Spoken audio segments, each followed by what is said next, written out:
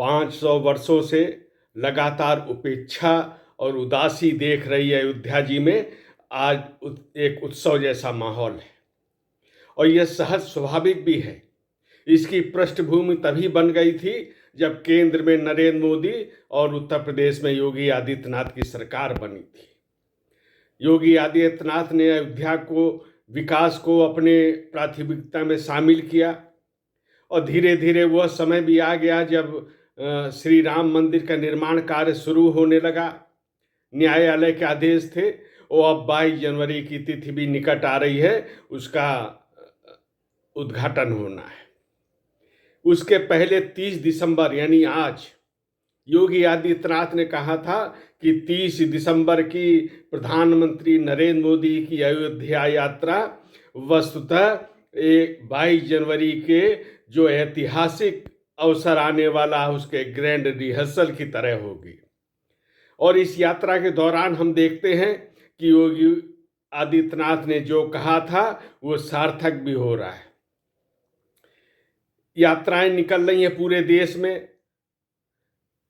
अक्षत यात्रा जो अयोध्या जी से पूजित अक्षत है उनके संदर्भ में यात्रा निकल रही है। लोगों को अक्षत प्रदान किए जा रहे हैं। नगर से मोहल्ले से लेकर पूरी यात्राएं जन जन के बीच में जा रही। सबके बीच में एक उत्साह देखने को मिल रहा है। पार्टी लाइन कोई नहीं है। राम भक्त के रूप में पूरा समाज सहभागी हो रहा है। उत्साह प्रत्यक्ष पूरे देश में देखा जा सकता है और इसी उत्साह की झलक अयोध्या जी में आज दिखाई दी। प्रधानमंत्री नरेंद्र मोदी ने रोड शो किया, जन जन का उत्साह यहाँ पे दिखाई दिया। और अयोध्या जी में जब कोई इस तरह का कार्यक्रम होता है तो केवल वो अयोध्या तक सीमित नहीं रहता। इस पौराणिक नगरी का संदेश केवल देश में नहीं पूरे देश में जाता है। प्रधानमंत्री नरेंद्र मोदी के विरोध में भी देश भर में यात्राएं निकली, पहले हम लोग देख चुके हैं। भारत में पूरे में यात्रा घूमी। एक यात्रा फिर शुरू होने वाली है, लेकिन नरेंद्र मोदी केवल 4 घंटे की यात्रा पर अयोध्या जी आए थे और एक जो उनका संकल्प है, जो उनकी इच्छा शक्ति है वो प्रकट होती है और लोग देखते हैं कि यह 4 घंटे की यात्रा है, इसके पीछे कितनी कितनी सदियों के सपने शामिल हैं। यह उसकी यात्रा को सार्थक बनाती है। अयोध्या का उत्साह देखते ही बनता था, यानी जो 500 सालों का सपना था वो साकार होने वाला है। और यात्रा 2 दृष्टि से और भी महत्वपूर्ण है।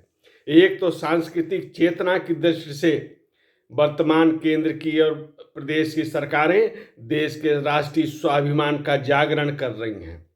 प्रधानमंत्री ने अपने पंचप्रण में कहा भी था कि गुलामी के चिन्ह और गुलामी की मानसिकता को भी मिटाना है और वो मिट रहा है। इन्हीं ने अयोध्या जी को और सभी तीर्थ स्थलों को अब तक उपेक्षित छोड़ा, जबकि आज़ादी के बाद इस दिशा में ध्यान देना चाहिए।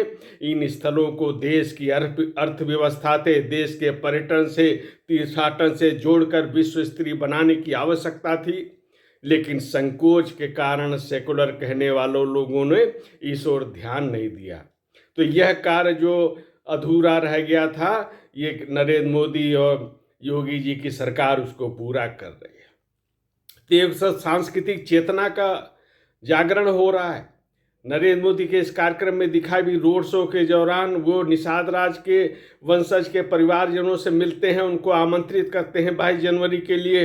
यह समरसता का संदेश, यह प्रभु राम कथा पे अनुसरण का संदेश है और ये पूरे दुनिया में गूंज रहा है। इतना ही नहीं, इसको केवल संस्कृत से नहीं देखा जा सकता, इसके में एक विकास की भावना भी है, विकास का कार्य भी है। अयोध्या का विश्व स्तरीय विकास विगत 6.5 वर्षों में देश प्रदेश देख रहा है और यह जो विकास है, योगी आदित्यनाथ कहते भी थे कि जो हमारे भवन बन रहे हैं, चाहे विद्यालय हो, चाहे रेलवे स्टेशन हो, चाहे एयरपोर्ट हो, उन सब में भारत की संस्कृति की झलक भी दिखनी चाहिए, भारत का शौर्य भी प्रदर्शित होना चाहिए। ऐसे धर्मस्थल होने चाहिए, ऐसे भवन होने चाहिए।